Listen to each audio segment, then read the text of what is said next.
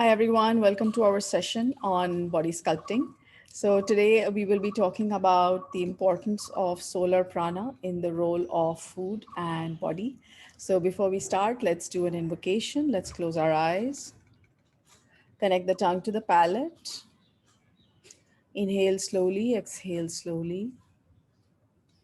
Let us invoke to the Supreme God, Divine Father, Divine Mother.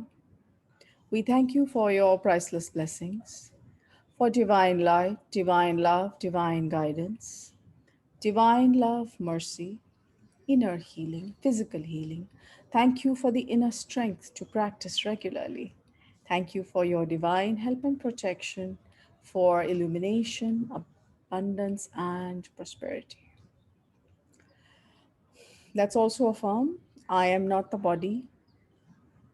My body may be fat or thin, healthy or unhealthy, strong or weak, but I am not my body. I am not my emotions that I associate with my body. Whether it's beautiful or not, whether it's angry or not, I am not the emotions. I am not the thoughts associated with my body. I am the soul. I am a spiritual being of divine intelligence, divine love, and divine power. I am one with my higher soul. I am that I am. I am one with the divine spark within me. I am a child of God. I am connected with God. I am one with God, and I am one with all. Inhale and exhale. Let's be aware that we are not the body, but the body is where the soul resides. And so we are going to take care of our body the best we can. Gently open your eyes. So today I thought we'll talk about three things. One is the role of solar prana. The second is about the habit of eating. And the third is whether food is entertainment or whether food is nutrition. Okay. So for a lot of us, these things I guess it's just a gentle reminder, I suppose. Okay. So starting with the first one, solar prana. So what I have begun to understand with Master Shokok Sui's teachings is that there is solar prana, and we can absorb solar prana directly when we step out into the sun, especially the morning sun and the evening sun. But for the most part, the food that we eat is basically concretized solar prana, which means that that food, whether it's plants absorb sunlight, use chlorophyll, and they, manufacture stuff, which is what we use for our food. So ultimately, it is concretized solar prana. I don't know if you remember when at least when I was a kid, a lot of food used to be put out in the sun, and it was for disinfecting purposes also. But I suppose there was probably also a role of allowing that food to absorb solar prana. So the other ways to absorb solar prana, of course, like we said, you can go for a morning walk and an evening walk, and the way I feel about this is that apart from the walk itself, which is the exercise, I think there is also the role of solar prana. So when there is more prana in the air and we are out there, and especially in the morning sun, then we are directly absorbing solar prana. If you read the book Autobiography of a Yogi by Paramhans Yogananda, he's also given some anecdotes about people who don't eat at all and how they survive on solar prana. And I think he asked one of them, like, if we can all just survive on solar prana, then why do we need to bother? And why don't you just teach everyone that technique? And apparently, the person who told him that basically said that that is not the plan of God. So the plan of God is that there should be food, and people should eat the food, and that's how we proceed. Okay, so the role of solar prana. Now, what that also means is that anything that is fresh has more solar prana, and anything that is like really, really, really old, like suppose, for example, if we are eating packaged food or we are eating, stuff that has just been, dried and mushed and whatever, then it probably doesn't have a lot of solar prana. So it's okay still to eat, but we also need to be aware that the pranic energy level of the body is not going to improve that much with food like that. So again, as I discussed in previous sessions, I would like to encourage you to, rather than think of giving up things, I would like to encourage all of us to start eating more and more foods that have a higher content of solar prana and a higher content of life prana, which means fresh vegetables and fresh fruits. Just start adding more of that to your diet. Okay, that's one way to handle it. The second thing I want to talk about is the habit of eating. So, sometimes I've noticed that, at least when I was trying to change my diet, is that, just because it's 1 o'clock, my body's asking for lunch. Or just because it's dinner time, my body's asking for dinner, even though I may not be hungry. Okay. So the other thing that we can gradually train ourselves to doing is to eat when we are hungry. And if we are not hungry, then don't eat. Okay. Now, of course, I know we have households to run and we have the entire family to take care of, and it's useful if everyone's eating at the same time.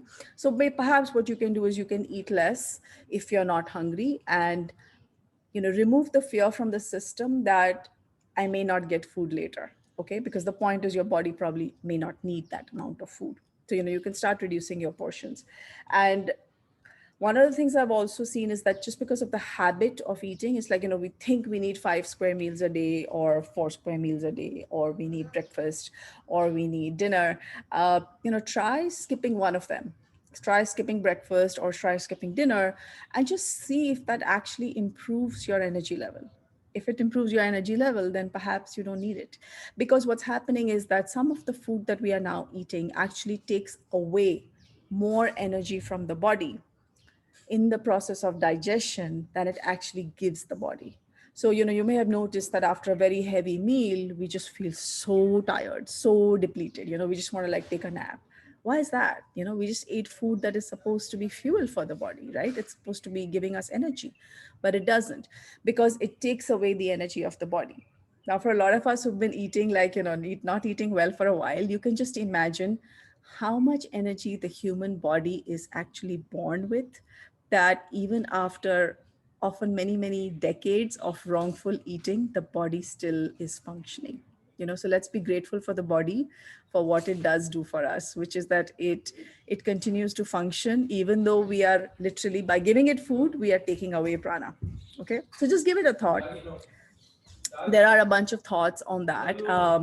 There is also a system of by a lady called Subha Jain. If you want, you can look that up. She talks a lot about prana, about raw food. So that is out of the scope of my topic because I'm not an expert on it, but that's something that you can explore.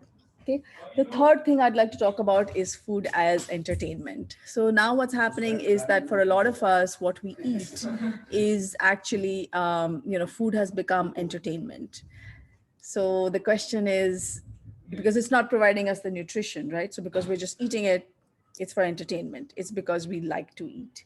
So what I think we need to probably think about is how much entertainment is enough. Okay. So how much food are you going to eat for the purpose of entertainment? That's something that's a personal choice. We all have to figure it out. So the way I've started looking at it again is that, I eat foods that are high in pranic level, and I'll eat my chocolate cake or I'll eat the pizza or I'll eat whatever else I want to. But in my mind, I'm aware that right now, this slice of pizza or this chocolate cake is entertainment. So then obviously there is a limit on the amount of entertainment, right? I'm not going to entertain myself 24 hours a day. I'm just going to entertain myself for a short period of time. Okay. So the three things we talked about today is solar prana, which foods have more solar prana, direct or indirect. Two, the habit of eating. And three is food entertainment, or is food energy for the body to actually grow.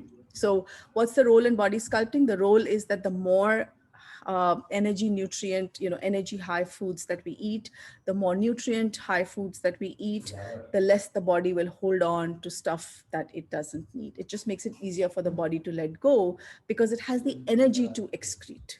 Otherwise, the body doesn't even have the energy to get rid of the stuff that we want to get rid of because it just doesn't have the energy. Okay, so it becomes difficult for the body to get rid of toxins.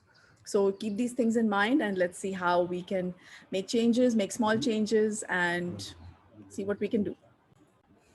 So I just like us to think a little bit about, why a school like Pranic Healing, which is a spiritual school, Master Chokak Sui has provided for a workshop called Body Sculpting.